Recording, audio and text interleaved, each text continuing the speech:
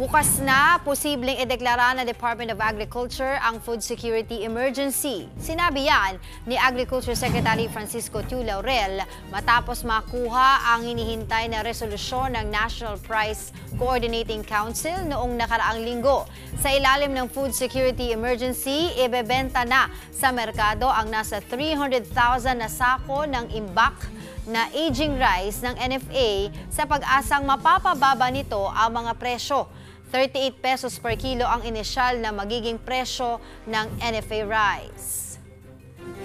Samantala, kinontra naman ng Poultry Egg Board Association o PEBA ang pahayag ng Department of Agriculture na posibleng magka-shortage sa Abril. Basehan daw ni DA Secretary Francisco Tiu Laurel Jr. ang umano'y oversupply at mababang presyo ng itlog noong nakaraang taon. Ito raw ang dahilan kaya kinatay ng egg producers ang maraming mangingitlog na manok. Dahil dito posible raw magtaas ang presyo ng egg sa summer. Kaugnay po niya makakausap natin si Francis Uyahera, ang presidente ng Poultry Egg Board Association. Magandang tanghali po sa inyo. Magandang tanghali po, Miss Angela, at sa lahat po ng nakikinig at nanonood sa ating programa ngayon. Would like to know lang po, paano po natin nasabing sapat naman po yung magiging supply po ng itlog sa ating bansa? Ang ating association po, ang projection po natin using yung parent stock. Ito po yung nagpo-produce po ng mga laying hens. No? Yung in-import po nating parent stock for this year is more than sufficient hanggang Disyembre. Sa ating projection po, lumalabas mas mataas po ang ating expected egg production for this year compared sa last year. Hindi po ba ito magkakaroon ng yung nangyayari po ngayon sa Amerika, sa US, yung shortage din po ng kanilang supply ng itlog doon? Meron po ba yung epekto dito sa ating bansa? Yung nangyayaring multiple outbreaks ng AI sa Europe at sa Amerika ngayon, na nangyayari ngayon, ang epekto po dito sa atin noon ay siguro mga second half of next year pa.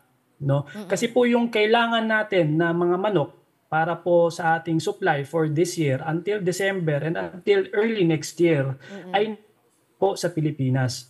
Except lang po kung magkakaroon po tayo ng sarili nating multiple AI outbreaks na yun po yung iniiwasan natin at yun po ang kailangan nating solusyonan.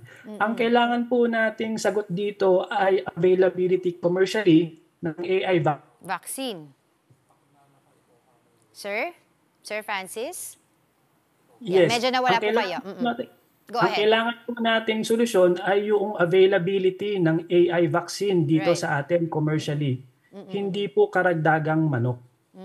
Pero ano po yung basehan po ninyo dun sa mataas yung production nga po ng itlog ngayong taon?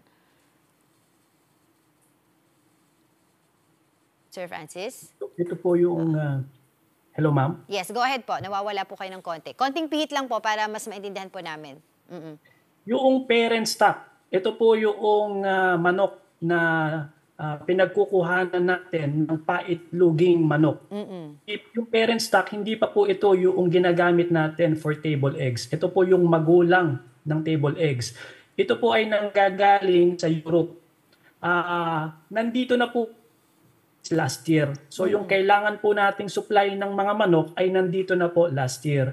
Using yung importation data, no, na galing din naman po sa BAI, meron tayong more than sufficient supply ng mga manok. Using yung life cycle model. Medyo technical na po ito. Pero nagagawa po nating ma-compute at ma-forecast at ma-project yung magiging possible production po ng mga manok at itlog ngayong taon. Sir Francis, base po kasi dun sa report, sinasabi ng Department of Agriculture na kulang ang egg-laying chickens dahil kinatay na sila last year dahil nga daw po dun sa issue ng pagkalugi. Ano po yung namomonitor po ninyo pagdating po sa issue na ito? Tama po yun, yung information na yun. At sa akin po mismo nanggaling information na yun. During interviews ko po nung last year. Totoo po na malaki po ang nalugi ng ating mga farmers noong April at May na naging dahilan kung bakit sila ay nagbawas ng kanilang mga alagang manok during that time. Pero nung lumipas po yung June, July, nagsimula na pong tumaas ang presyo ng itlog. Ang ating pong mga kasamahan ay nagsimula na rin pong mag-repopulate dahan-dahan ng kanilang mga farms. No? In preparation po ito towards doon sa expected na pagtaas din ng consumption nung nakaraang Desyembre. At nung Desyembre po, na-stabilize naman po natin ang supply ng itlog at ng presyo. Tumaas po ang presyo pero nag-stabilize po ang presyo. No? Hindi po kasing taas nung nangyari noong 2023. And right after po ng New Year, kapansin-pansin din po yung pagbaba na rin ng itlog sa farms nitong January hanggang ngayong buwan. So ito po ay senyales o ebidensya na tayo po ngayon ay mayroon pong sufficient supply. Okay. So, wag na muna tayong mangamba kumbaga. Pero Sir Francis, hindi pa naman po ba tayo apektado ng bird flu? And also, do we have information din po? Baka may mga iba't ibang cases din po ng bird flu sa iba't ibang lugar sa atin. Would you know po? Tama po kayo. No? Since 2022, until now, continuously po ang problema natin sa bird flu. Ang problema po kasi dito, marami pong kita dahil hindi na po sila nagre-report. No? Ayaw na po nilang mag-report because wala naman po kasing suporta sa gobyerno silang natatanggap at because of economic reasons. No? Malaki po yung nalulugi sa kanila. No? Pag nag-report po sila, mas malaki po ang malu sa kanila. At medyo mabagal din po umaksyon ng ating gobyerno when it comes to disease outbreak. No?